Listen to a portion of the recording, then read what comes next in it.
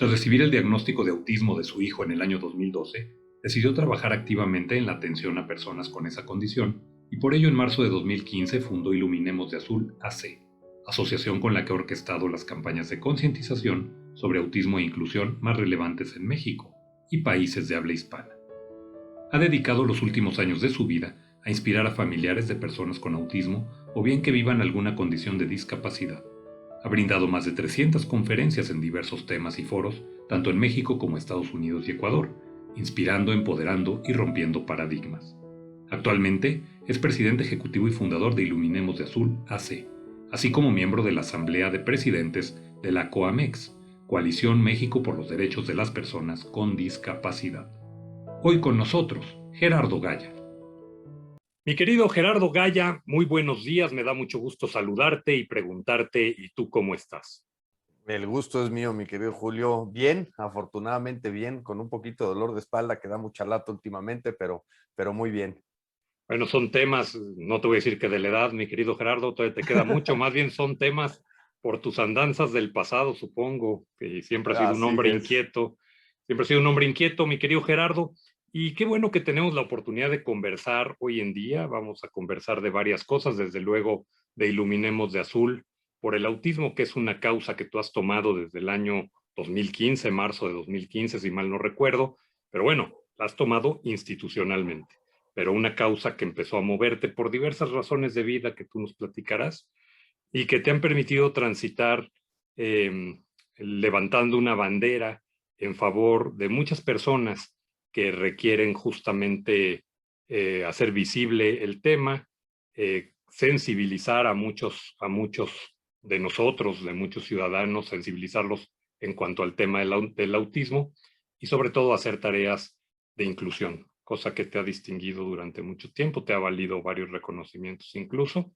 y te ha permitido también hacer una gestión del conocimiento muy amplia, aprender y enseñar, y sobre todo a muchas familias y a muchos padres de familia que se encuentran con este tema y como en cualquier tema de este tipo, nadie nace sabiendo y el auxilio de personas como tú se hace muy llevadero y muy valioso.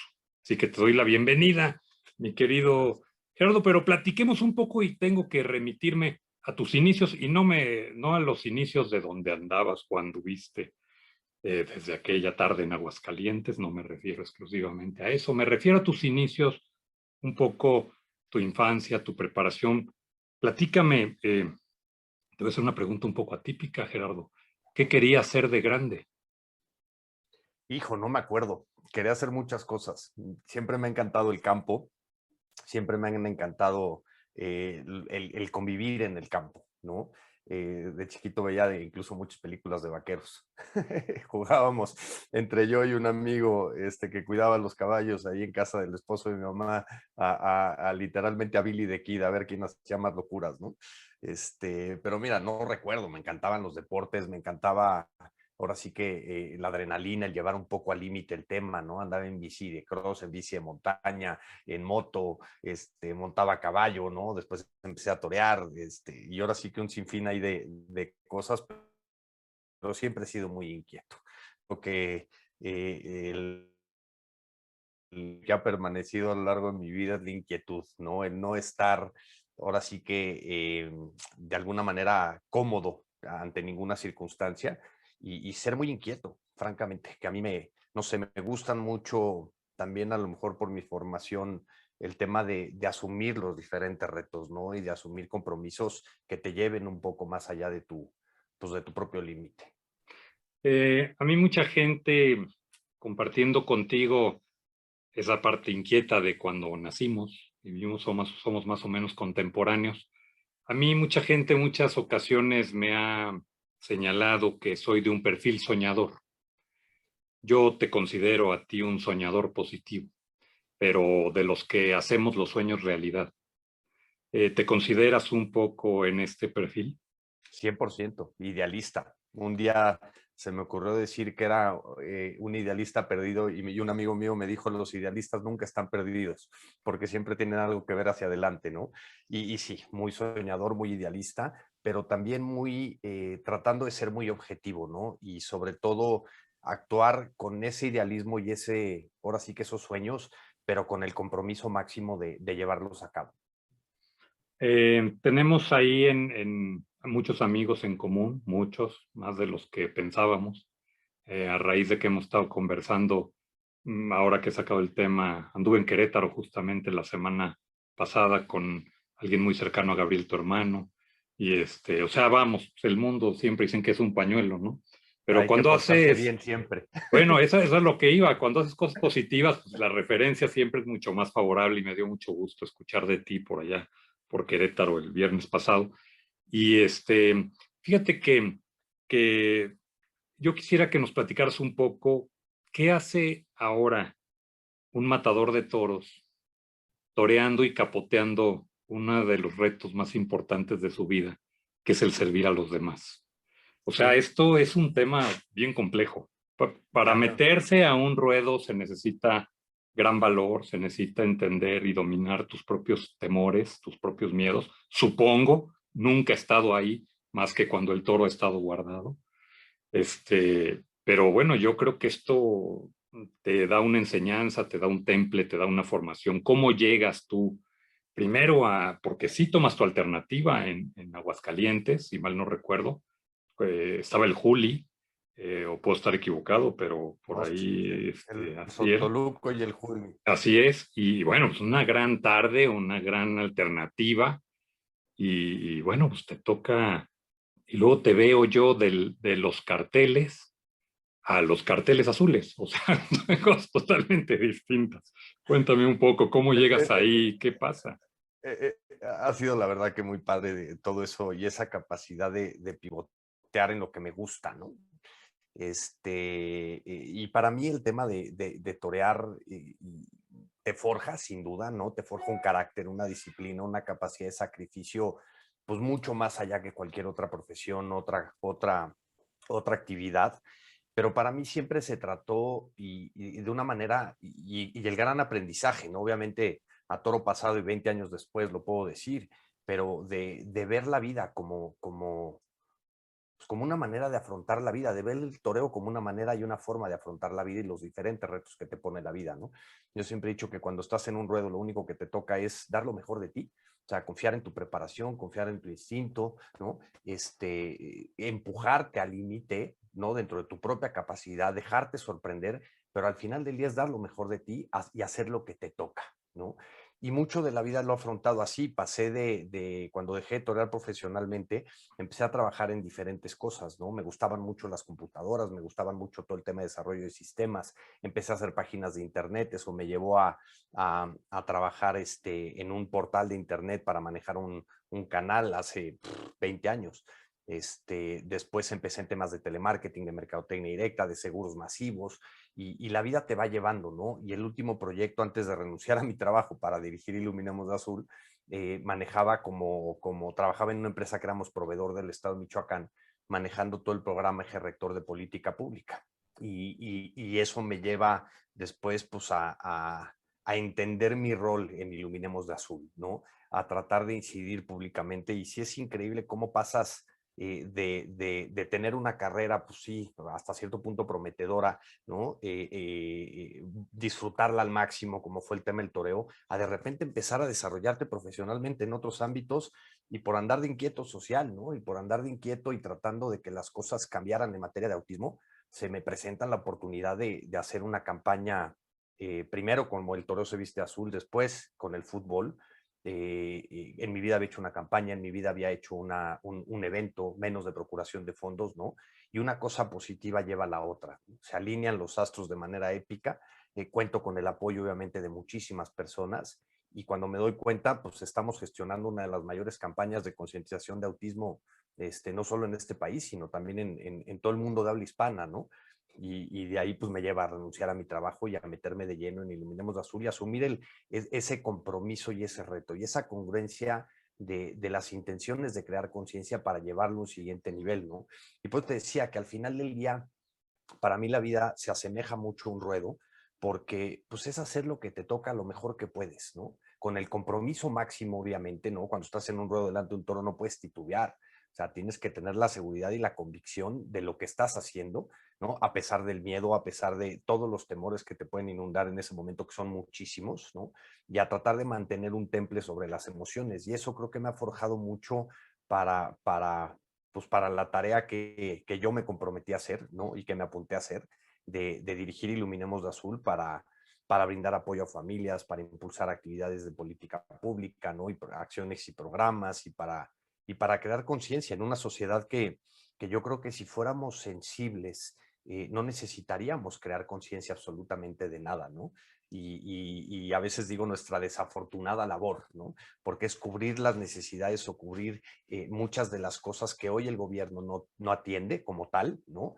El apoyo a familias, el tema de concientizar a la sociedad, pero sobre todo para provocar un cambio radical, ¿no? En nuestra propia percepción del autismo, en lo que creemos, en lo que conocemos y en la conciencia social, porque al final del día, yo siempre he dicho, una persona con autismo es como tú y como yo, que a lo mejor no se comporta ni como tú ni como yo, pero que requiere de las mismas oportunidades, que ni siquiera deberíamos de estar promoviendo los derechos de personas en pleno siglo XXI y sin embargo tenemos que hacerlo.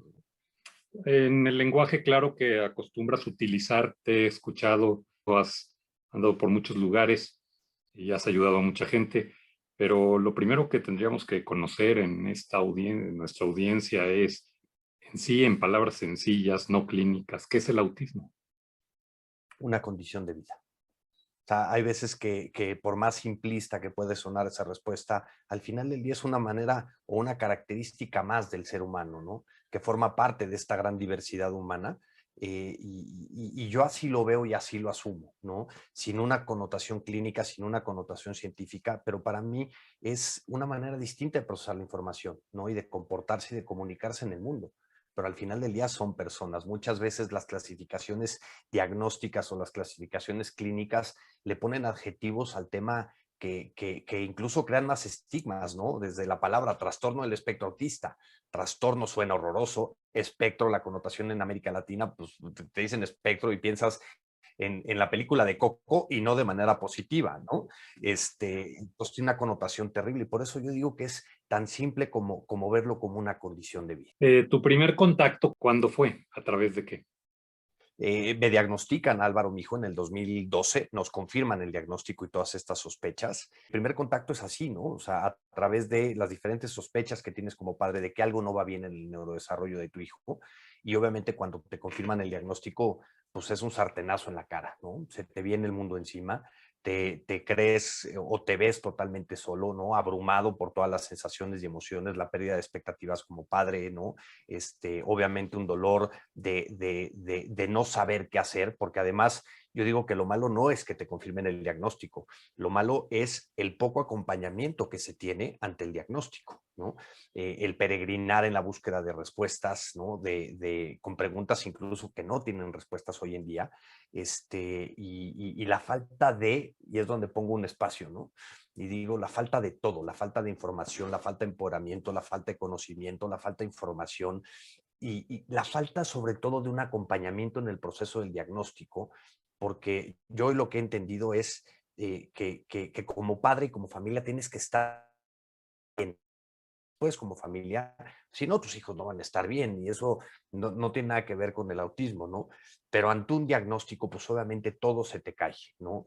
Y a partir de ahí, pues comienzas un peregrinar y empezar a ver también el juicio social al cual estás expuesto como familia, pero también los estigmas y los paradigmas que hay sobre el tema, ¿no? El recibir comentarios como no le digas a nadie, te lo van a etiquetar, ¿no? Híjole, lo siento mucho, o O el pobrecito de ti. recibiste una bendición, es un hijo y el tema religioso y todo este tema Y se que es meten muy de los mexicanos, ¿no? connotaciones. Sí, te premió Dios o te castigó Dios, te mandó un angelito. Yo, pues, ni ángel ni demonio, ¿no? O sea, un hijo, punto. O sea, y es donde luego todos estos estereotipos que se tienen, ¿no? Es que eres un papá especial porque tienes un hijo especial. No, no, soy un papá especial porque tengo 2 hijos, ¿no? Y por lo tanto, eso me hace ser especial. Tener un hijo con autismo no tiene nada que ver, ¿no?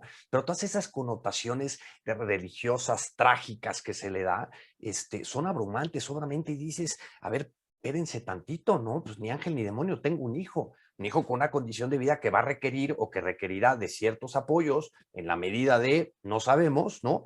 Y ya, no pasa nada, la vida tiene que seguir, ¿no? Y tu rol como padre, pues para mí no cambia, ¿no? Porque al final del día creo que cualquier padre lo que quiere para sus hijos es vida independiente y calidad de vida. Yo también, ¿no? En la medida de, pues, de buscarle oportunidades y obviamente de, pues a lo mejor con una complejidad añadida, que yo digo que la paternidad de un niño con autismo es la paternidad nada más llevada al extremo, ¿no? Porque obviamente se exacerban muchísimos retos, ¿no? Pero al final del día la vida son unas por otras. ¿Qué pasa en este periodo del diagnóstico al pronóstico, ¿no? O sea, es durísimo con muchas enfermedades quienes tenemos familiares, amigos que tienen algún padecimiento poco conocido eh, y sobre todo en donde se especula mucho, por ejemplo, las enfermedades autoinmunes, ¿no? Una enfermedad autoinmune, ya tú transitas del diagnóstico al pronóstico, ¿no? O sea, ya realmente qué es lo que está pasando y realmente qué es lo que piensan y qué dicen las estadísticas y que un caso en específico no tiene que ser ni por mucho igual a todos los demás, ¿no?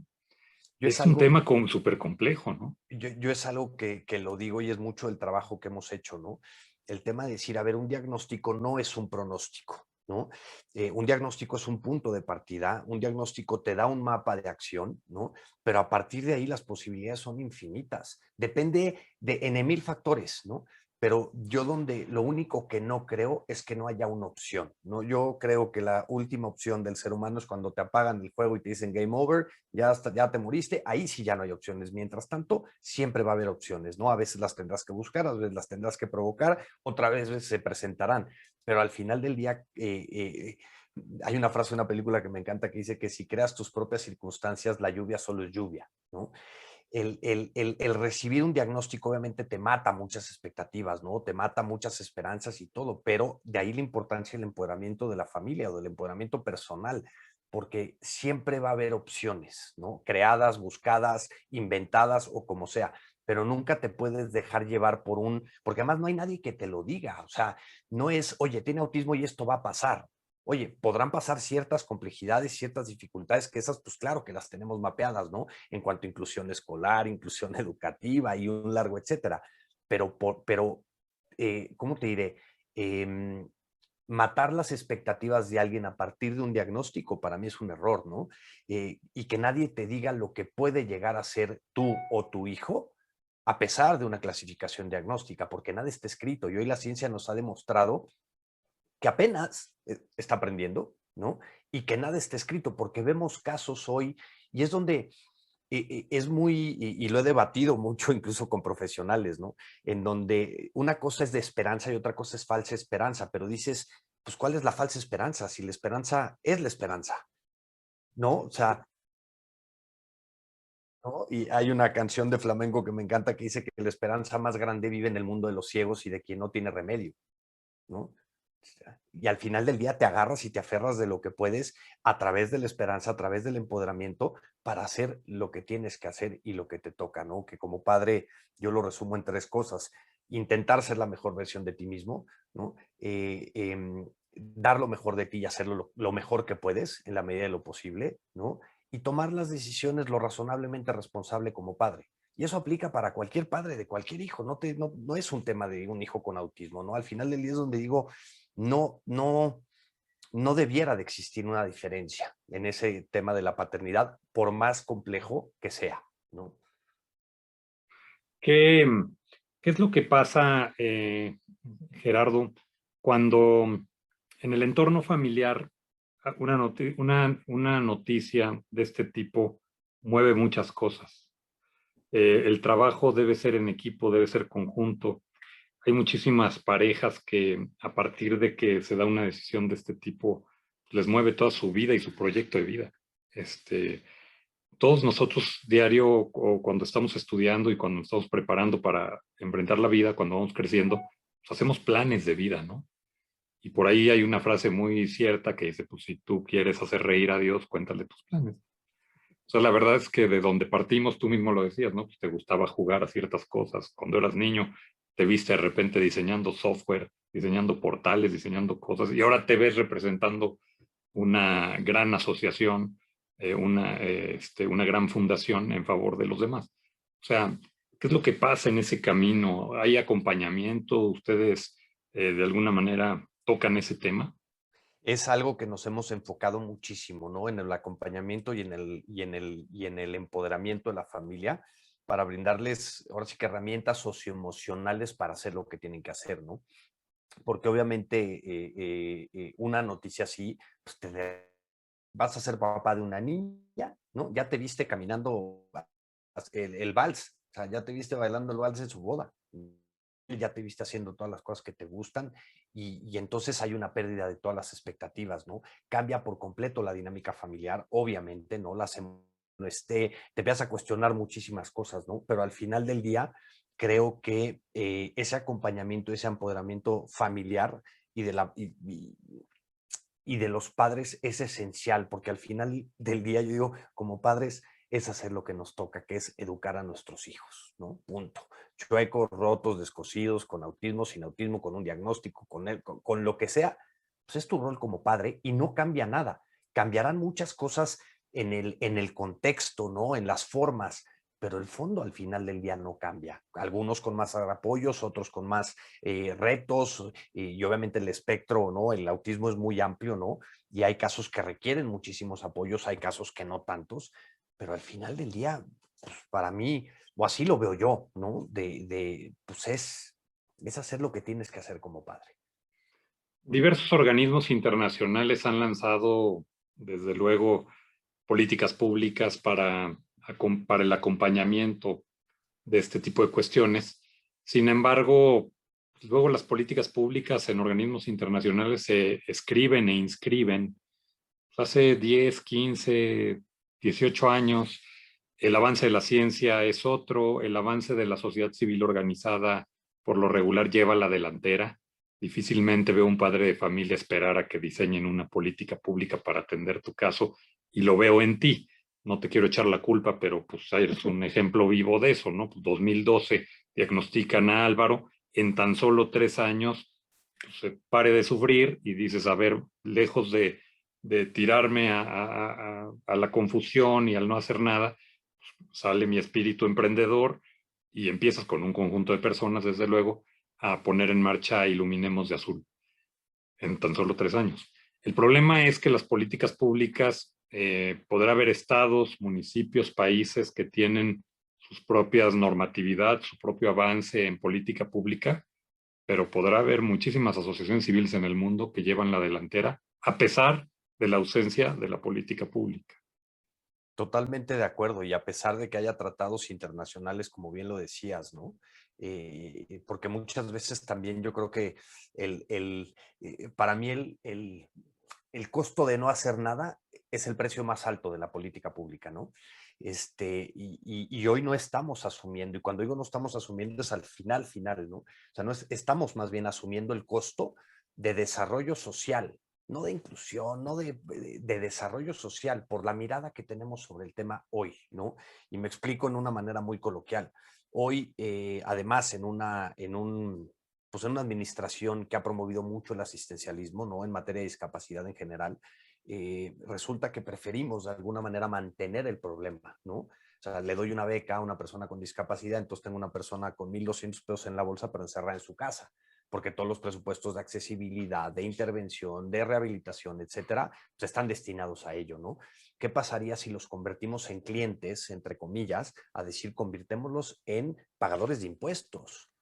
Como, o sea, que son, para mí, y no soy experto en materia de derechos humanos, pero para mí el derecho humano más, o el respeto al derecho humano más importante es el respeto a la dignidad de la persona, ¿no? Y la persona no la podemos mantener, tenemos que sacarla de donde está para convertirlo en pues en un ciudadano más, ¿no? Pagador de impuestos. Hoy estamos manteniendo el problema, no lo estamos erradicando, ¿no? Y estamos asumiendo el tema no desde el punto de vista de desarrollo social y desarrollo país. ¿Cuánto sería en materia de Producto Interno Bruto? Y no soy economista, pero ¿cuánto sería que 14 millones de personas que se estima que hay con discapacidad en este país, ¿no? O 1.2 millones de personas con autismo, o que la gran porcentaje, no sé, no tenemos el dato, pero de que muchas familias o muchas mamás dejen de trabajar para cuidar a sus hijos, pudieran seguir trabajando. ¿Cuál es el costo país, el costo desarrollo país de eso, no? Es algo que a mí me descerebra y además que estamos haciendo muy poco al respecto, porque en vez de estar investigando sobre las causas, en vez de estar sacando estudios de prevalencia para ver cuántos hay, deberíamos de estar dimensionando antropológicamente, socialmente, económicamente, el problema real, ¿no? Que es la exclusión, que es la falta de oportunidades. Cuando empecé yo de inquieto social, mi máximo o mi sueño, que sigue siendo y es al final del día, yo digo, mi objetivo final, es generar empleo para personas con autismo, ¿no? Y hay casos en el mundo espectaculares y que se pueden replicar y que se pueden replicar a gran escala, ojo, ¿no? O en materia de intervención temprana, me regreso y no empecé en orden, pero de pronto, ¿no? Para llegar a la inclusión laboral. Porque yo insisto, como papá, ¿qué es lo que más quieres? Que tenga una calidad de vida y una vida independiente, que tenga un trabajo chueco, roto, escocido, insisto, ¿no? Con los apoyos que requiera, pero que tenga trabajo. ¿Por qué? Porque está demostrado que el trabajo fortalece la autoestima, ¿no? O sea, y porque quieres que tenga una vida independiente. Y creo que muchas de las políticas públicas, además, que como no tenemos datos, no tenemos insumos, ¿no? Pues las haces intuitivamente. A ver, sí tenemos un conocimiento, a lo mejor, ¿no? Tenemos una perspectiva de las cosas, pero no tenemos los datos duros que lo sustentan. Entonces impulsas una ley y a los 3 años esa ley ya era perfectible, porque reformado y al final del día, yo digo, todo se traduce en un tema de cuestión de dinero, lamentablemente, ¿no?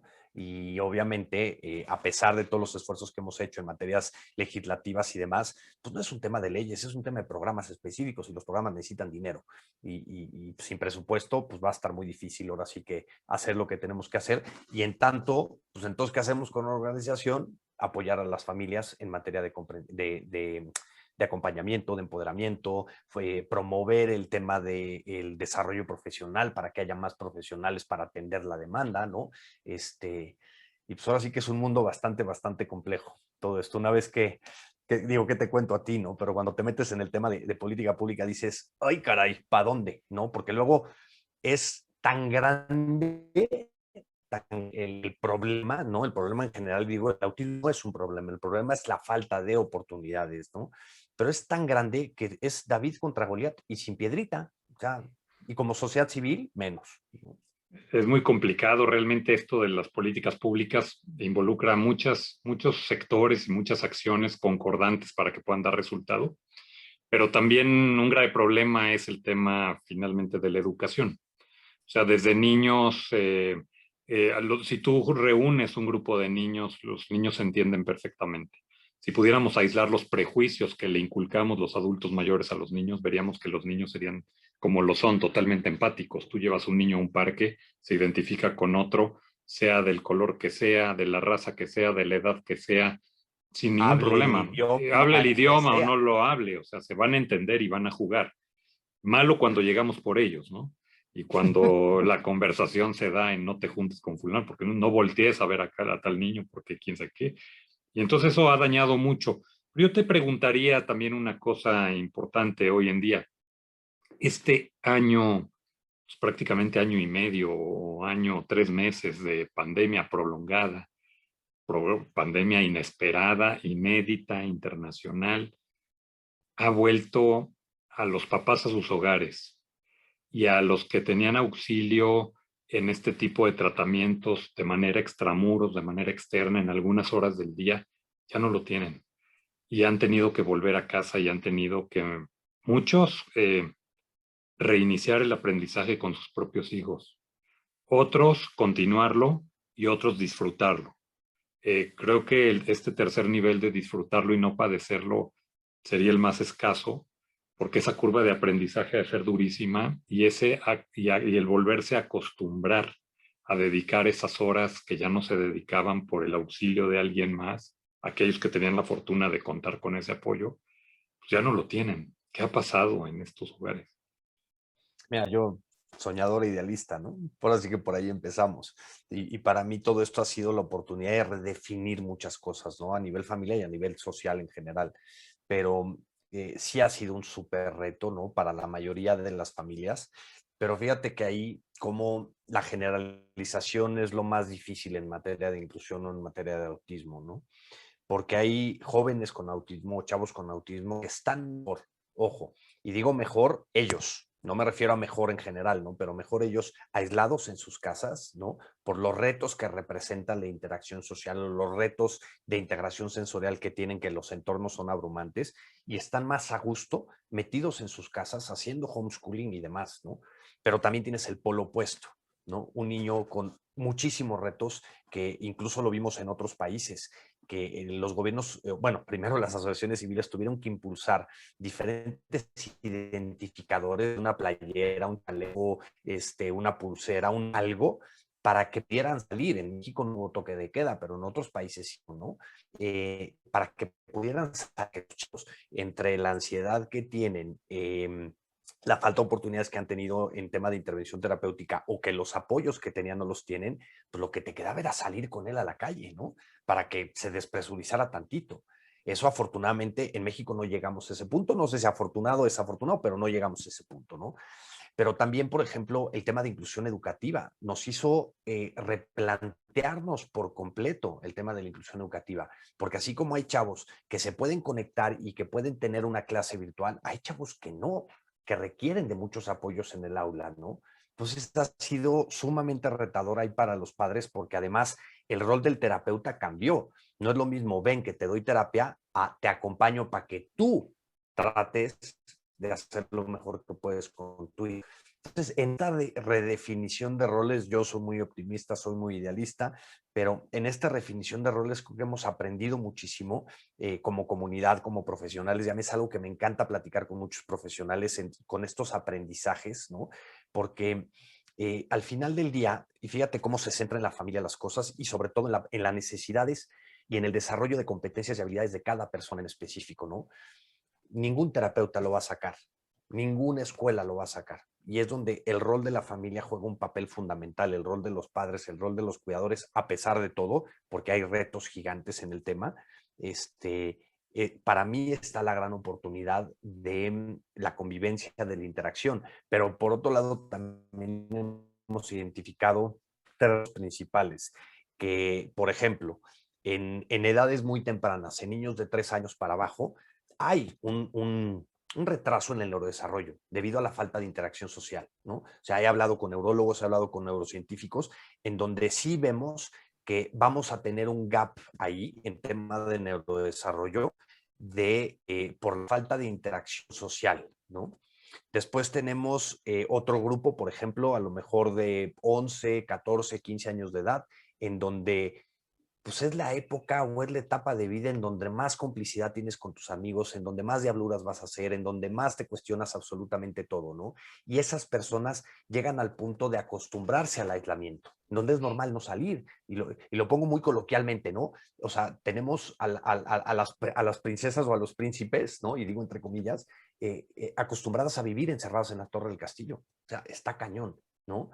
Y obviamente está un tercer grupo que dentro de todo este contexto, pues que ha adaptado el tema de la virtualidad de la mejor manera que puede. Pero al final del día yo creo que hay un rezago educativo, por platicando con una organización que se llama Chris House, y si mal no recuerdo, que se estima un retraso en México de la educación, o sea, de por sí ya vamos atrás, ¿no? Como de alrededor de 3 o 5 años en el tema de los niños. Entonces es un reto gigante, ¿no? Y para mí, como bien dices, todo empieza por la educación y de la educación inclusiva, además, ¿no? Hablando específicamente de autismo, porque yo soy fiel creyente que la educación regular, como la entendemos, tiene muchísimo más que aprender de la educación especial, entre comillas, como la entendemos hoy, porque la educación especial lo que busca es el desarrollo y competencias y habilidades de la propia persona. Pues eso debiera ser la educación en general, ¿no? Ah, Vienen retos gigantes. el tema de inclusión del que hablábamos hace un ratito, de cómo incorporar a la planta laboral a las personas con autismo, sí, ahí hacer, entre muchas ideas, un acompañamiento serio desde los reclutadores de recursos humanos de las empresas, que a ellos les hace falta mucho conocer de estos temas, porque una amiga justamente ayer o antier, una persona muy exitosa que ha tenido niveles muy destacados, tuvo un problema con una pierna, varias operaciones, de una operación no bien realizada, tuvo que someterse a más de 13 o 14 operaciones, total de que no ha podido abandonar una silla de ruedas en los últimos 2 años. Y resulta que ahora en su búsqueda de empleo y de colocación de nuevo empleo, a pesar de ser una persona súper exitosa, el simple hecho de llegar a una entrevista en una silla de ruedas la hace no apta para el encargo o no ser candidata. La pone en una situación de desventaja total. Sabiendo que lo normal sería que es un tema transitorio. O sea, por eso pongo ese ejemplo tan duro, ¿no? O sea, que ella va a recuperar su movilidad, con su rehabilitación va a volver a caminar y que está pasando por un momento en el que la implicación es la silla de ruedas. Tú imagínate en otros temas. Entonces, ahora que he estado trabajando tanto con las áreas de recursos humanos de muchísimas empresas a nivel internacional y esto, este es un gran tema. Este es un gran tema, la educación y preparación de los reclutadores respecto a este tipo de temas sería un gran avance también, ¿no? Totalmente, y afortunadamente hay muchos colectivos que lo promueven, ¿no? Hay una alianza que se llama Éntrale, de la cual formo parte por ahí de un tejo, en donde justo se enfoca en eso, ¿no? Y es muy padre y se llama Alianza Central porque hay la parte de organizaciones de la sociedad civil y de personas con discapacidad y la parte de empresas. Y una de las cosas que hemos propuesto y que hemos puesto sobre la mesa es, tenemos que tener reuniones no separadas, ¿no? Sino conjuntas, porque a mí me interesa conocer el punto de vista de la empresa, ¿no? Y a la empresa le debiera de conocer el punto de vista de la organización, de la sociedad civil, ¿no? Y justo todo empieza por eliminar el estigma, eliminar el paradigma y quitarle el miedo, ¿no? En donde no puede estar sujeto tu percepción de las cosas cuando ves entrar una persona con silla de ruedas, ¿no? Cuando hablamos en temas de autismo, tiene que haber ciertos ajustes, obviamente, ¿no? Pero el principal ajuste es la empatía y la comprensión, porque no es lo mismo entrevistar a una persona, vamos a llamarle extrovertida, ¿no? En donde llegas y le preguntas cómo estás y se suelta hablando, a una persona que si le dices, ¿cómo pasó en una entrevista que, digo, hoy nos reímos de ello, ¿no? Pero una persona que está trabajando en una empresa, que hemos colaborado con ella, cuando le preguntaron, bueno, más bien cuando le dijeron que iba a trabajar en el quinto piso, ¿no? Se imaginó piso, o sea, ¿por qué? Por su pensamiento literal, ¿no? O sea, por su pensamiento concreto. Entonces, sí, sí, literal, ¿no? O sea, de repente, oye, vas a trabajar en el quinto piso, no, tu oficina o tu lugar de trabajo va a estar en el quinto piso, ¿no? O sea, pero él lo tomó literal y como que se sacó de onda, ¿no? Pero sí tiene que haber mira, para mí todo empieza desde derribar el miedo, ¿no? O sea, y quitar el estigma sobre todos los temas y obviamente el tema de sensibilizar y de capacitar un poco a los reclutadores, eso va a generar un impacto sumamente positivo y afortunadamente hoy cada vez más vemos a mucho más empresas. Hoy creo que la inclusión empieza a ser un discurso más allá de la diversidad sexual, ¿no? Creo que, y digo empieza, ¿no? Porque yo soy convencido de que como sociedad hemos entendido de diversidad de raza, estamos entendiendo diversidad de género y vamos a entender la diversidad funcional y la diversidad neurológica tarde o temprano, ¿no? Pero empezamos a ver cómo la inclusión de personas con discapacidad es socialmente más rentable, y digo entre comillas, ¿no? En cuanto a impacto, en cuanto a todo, y es donde pongo el pero, todavía se ve desde un punto de vista de responsabilidad social y no desde el punto de vista estratégico de negocio, ¿no? Y entonces lo hago porque soy muy buena onda, lo hago hasta cierto punto por caridad, Sí, ¿no? o por quedar bien, no por convicción, ¿no? No por convicción, ¿no? Y tienen indicadores de las calificadoras de empresas y demás, ¿no? Pero por lo menos empieza el interés y a partir del interés se suma la voluntad y a partir de la voluntad empiezan a suceder las cosas, ¿no? Y afortunadamente empezamos a ver mayor interés público de parte de las empresas en hacerlo bien. Lo que es un reto es cuando te buscan y te dicen, cuando quieren implementar un proyecto a gran escala, multinacionales, ¿no? Y te dicen, oye, ¿qué hacemos? Y dices, aprender. O sea, tenemos que aprender, ¿no? Y como lo digo muy coloquial y perdón de avanzada, pero cuando digo es perder el miedo a cagarla, porque nos vamos a equivocar, seguro, seguro nos vamos a equivocar. El chiste es aprender rápido y mejorarlo rápido, ¿no? Y es derribar el miedo a la inclusión en general, ¿eh? Las mismas escuelas, las mismas empresas como sociedad, es nada más perderle el miedo y dejarse, ahora sí que dejarse enriquecer por la diversidad humana. Muy bien, Gerardo, la verdad es que es súper interesante aprender de esto y escuchar de esto. La verdad eres un buen ejemplo de cómo las cosas sí se pueden lograr con dedicación, con decisión, con sueños, obviamente, convirtiendo los sueños en realidad y tocando puertas, derribando muros, hablando con quien debes hablar, conociendo a quien debes de conocer. Y yo creo que todo mundo también en este conocimiento, a través de la sensibilización que tú haces, a través de la visibilidad que le das al tema, porque es bien importante, no todo mundo tiene la obligación de conocerlo.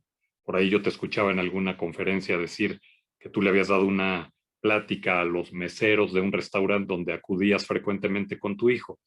Bueno, seguramente estos cuates a donde vayan entenderán el tema, lo comprenderán, incluso habrán aprendido a diferenciar, a detectar a las personas para poderlas atender mejor y estar preparados para ello, ¿no? Entonces también muchas de las asociaciones que trabajan en estos temas podrían asumir que los ciudadanos están preparados para recibir o para entender esos temas y pues la verdad es que no tiene por qué darse por un hecho, ¿no? Es muy difícil que... Por hecho y a veces juzgamos nosotros mismos también esa ignorancia, ¿no? Y yo digo, a ver, nadie tiene la obligación de conocer de todo y nadie tiene la obligación de tener la información. No es un tema de ignorancia, es un tema de falta de información y también a veces de falta de voluntad por aprender, ¿no? Pero a mí no me gusta hablar de ignorancia, sí me gusta hablar de falta de información, porque cuando tú, y ahorita que tocas el caso este de los meseros, ¿no? Cuando tú les platicas acerca del tema y al final del día para mí inclusión significa comprensión, respeto y empatía, ¿no? Y la empatía es igual a servicio al cliente. Entonces, al final del día es cómo facilito tu experiencia como consumidor, como persona, cómo facilito las cosas, ¿no? Y lo pongo muy como ejemplo esto de que cuando nosotros empezamos a ver esto y lo que nos funcionaba como padres era anticiparnos lo más que podíamos a cualquier circunstancia, y de repente íbamos a comer a un restaurante, ¿no? Pues había que platicar con los meseros, porque si llegábamos así de la nada, pues a lo mejor, ¿no? O llegas a un restaurante en donde el servicio es lento y en lo que te sientas y te traen una coca, un vaso de agua o algo, todo puede salir mal, ¿no? Pero cuando nos dimos cuenta que platicando con los meseros y que anticipándonos, literal, cuando hacía la reservación, decir, oye, vamos a ir a comer tal, quiero reservar, o quiero la mesa que está pagada, los juegos o tal, porque, tengo un hijo con autismo y dos, a las 2:30 en punto, quiero una Coca-Cola de dieta en la mesa o un vaso de agua en la mesa, porque este cuate llega y si no está, ¿para qué nos exponemos todos si no la pasamos mal, no?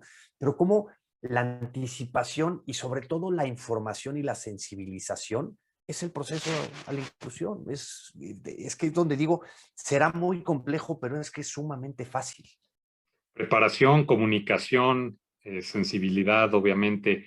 A ver, las aerolíneas, a ver, Disney es un gran mago para la inclusión y no para una inclusión lastimera o de compasión, para una inclusión real en donde vas a hacer fila, la vas a hacer de la mejor manera, la gente está preparada para que si llega un caso sepan actuar con los que no lo saben y con los que sí lo saben. Lo mismo si tienes obesidad, lo mismo si tienes otro tipo de escapado. O Lo que sea, y nadie se siente mal, ¿no? Al contrario, ¿no? Pues, digo, sería muy feo que en un lugar mágico perdieran la magia, ¿no?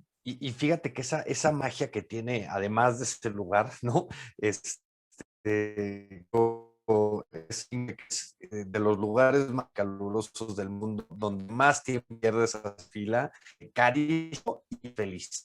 Algo tiene.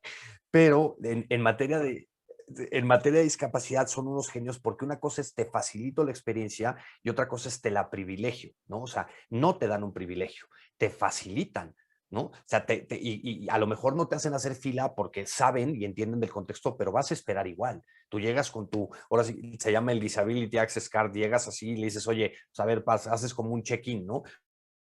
Pues desde hora y media, pues te vas y regresas en hora y media, si no, no te subes.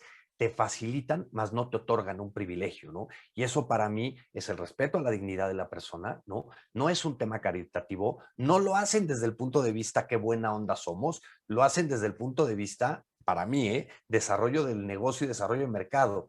¿Por qué? Porque el 14% de la población le están diciendo, ven que aquí te voy a tratar bien, ¿no? Y es lo que hemos impulsado nosotros con pues, las funciones, por ejemplo, del Rey León, con las funciones adaptadas o incluyentes o amigables con Cinépolis, ¿no? Es lo que hemos promovido incluso en aerolíneas y es lo que invitamos mucho a las empresas a decir, véanos como una oportunidad de desarrollo de mercado. O sea, la inclusión no es un tema de caridad, no es un tema de compasión, debiera de ser un tema de desarrollo de mercado.